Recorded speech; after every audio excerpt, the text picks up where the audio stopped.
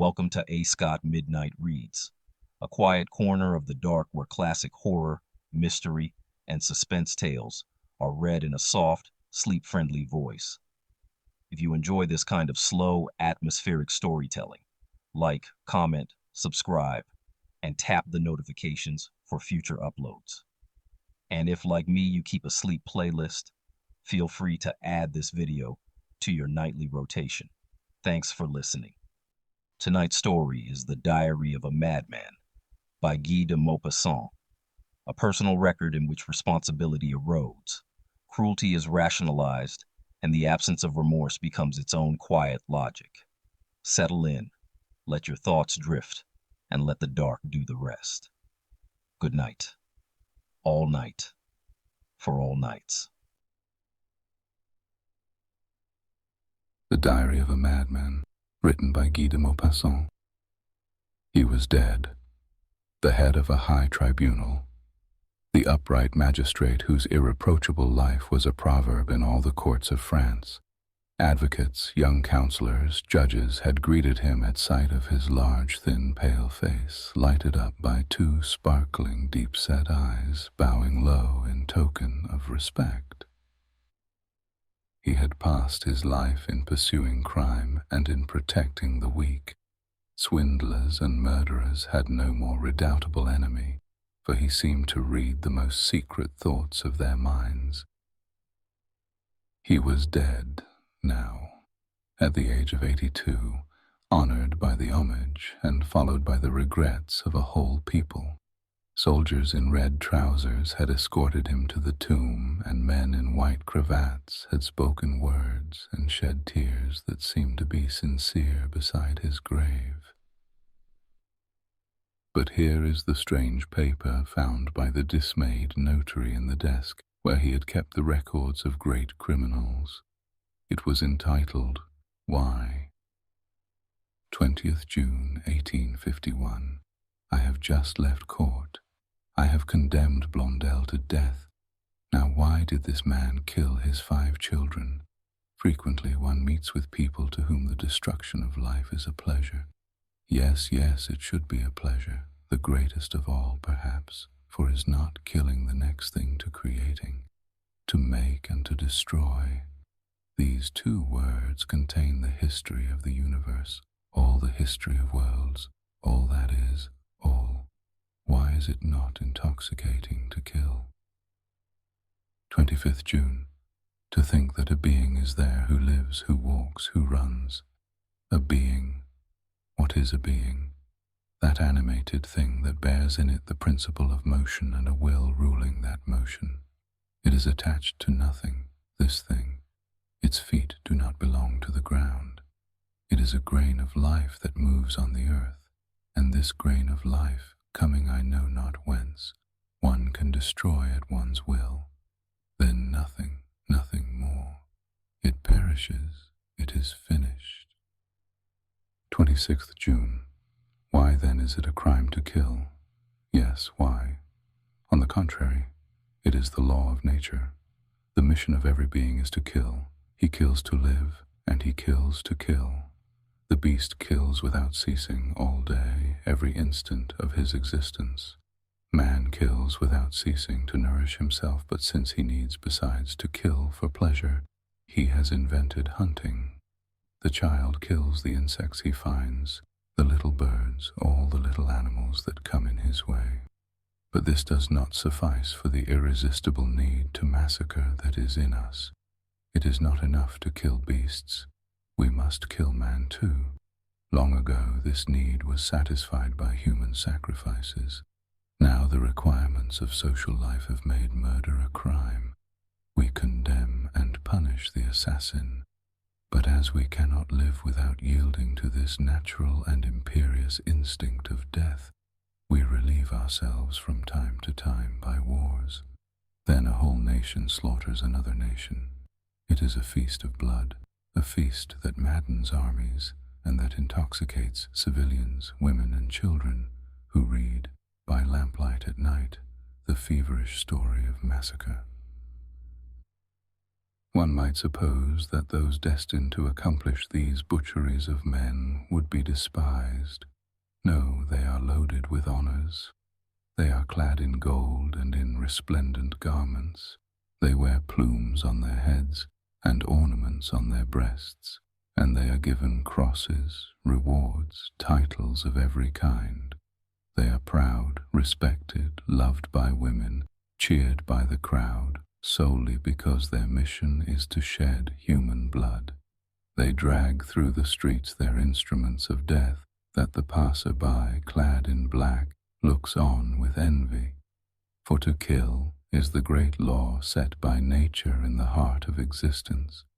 There is nothing more beautiful and honorable than killing. 30th June. To kill is the law because nature loves eternal youth. She seems to cry in all her unconscious acts, quick, quick, quick. The more she destroys, the more she renews herself. 2nd of July. A human being. What is a human being? Through thought, it is a reflection of all that is.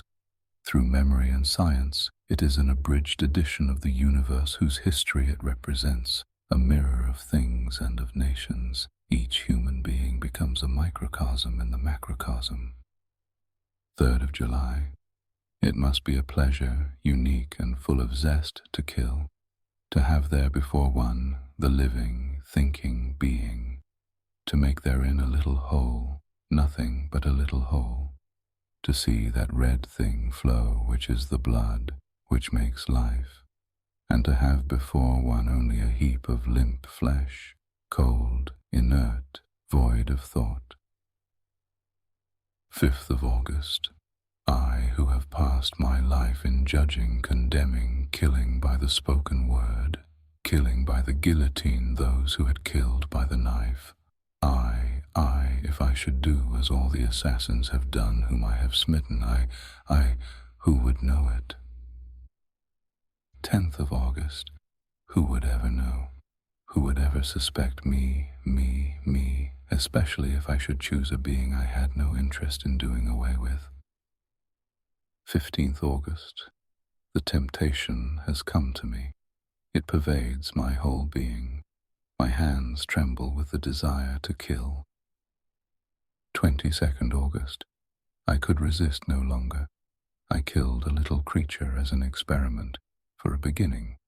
Jean, my servant, had a goldfinch in a cage hung in the office window. I sent him on an errand, and I took the little bird in my hand where I felt its heart beat. It was warm. I went up to my room.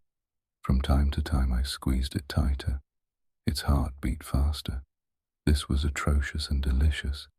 I was near choking it, but I could not see the blood. Then I took scissors, short nail scissors, and I cut its throat with 3 slits quite gently. It opened its bill. It struggled to escape me, but I held it. Oh, I held it. I could have held a mad dog, and I saw the blood trickle. And then I did as assassins do, real ones. I washed the scissors. I washed my hands. I sprinkled water and took the body, the corpse, to the garden to hide it. I buried it under a strawberry plant. It will never be found. Every day I shall eat a strawberry from that plant. How one can enjoy life when one knows how. My servant cried. He thought his bird flown. How could he suspect me? Ah. 25th August. I must kill a man. I must. 30th August. It is done. But what a little thing. I had gone for a walk in the forest of Verne. I was thinking of nothing, literally nothing. A child was in the road, a little child eating a slice of bread and butter. He stops to see me pass and says, "Good day, Mr. President." And the thought enters my head, shall I kill him? I answer, "You are alone, my boy." "Yes, sir." "All alone in the wood?" "Yes, sir." The wish to kill him intoxicated me like wine. I approached him quite softly, persuaded that he was going to run away, and suddenly I seized him by the throat. He looked at me with terror in his eyes. Such eyes! He held my wrists in his little hands, and his body writhed like a feather over the fire. Then he moved no more. I threw the body in the ditch and some weeds on top of it. I returned home and dined well. What a little thing it was. In the evening I was very gay, light, rejuvenated. I passed the evening at the prefect's. They found me witty, but I have not seen blood. I am tranquil. 31st August. The body has been discovered. They are hunting for the assassin. Ah. 1st September. 2 tramps have been arrested. Proofs are lacking. 2nd of September. The parents have been to see me. They wept. 6th of October. Nothing has been discovered. Some strolling vagabond must have done the deed. If I had seen the blood flow, it seems to me I should be tranquil now. The desire to kill is in my blood. It is like the passion of youth at 20. 20th October. Yet another. I was walking by the river after breakfast, and I saw under a willow a fisherman asleep. It was noon. A spade was standing in a potato field nearby, as if expressly for me. I took it. I returned. I raised it like a club, and with one blow of the edge I cleft the fisherman's head.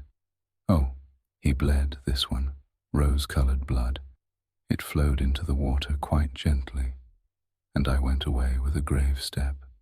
If I had been seen, I should have made an excellent assassin. 25th October. The affair of the fisherman makes a great stir. His nephew, who fished with him, is charged with the murder. 26th October. The examining magistrate affirms that the nephew is guilty. Everybody in town believes it. 27th October. The nephew makes a very poor witness. He had gone to the village to buy bread and cheese, he declared. He swore that his uncle had been killed in his absence. Who would believe him? 28th October. The nephew has all but confessed. They have badgered him so. Justice. 15th November. There are overwhelming proofs against the nephew, who was his uncle's heir. I shall preside at the sessions. 25th January. To death, to death, to death. I have had him condemned to death. The Advocate General spoke like an angel. Yet another. I shall go to see him executed. 10th of March. It is done. They guillotined him this morning. He died very well, very well. That gave me pleasure. How fine it is to see a man's head cut off. Now I shall wait. I can wait. It would take such a little thing to let myself be caught. The manuscript contained yet other pages, but without relating any new crime.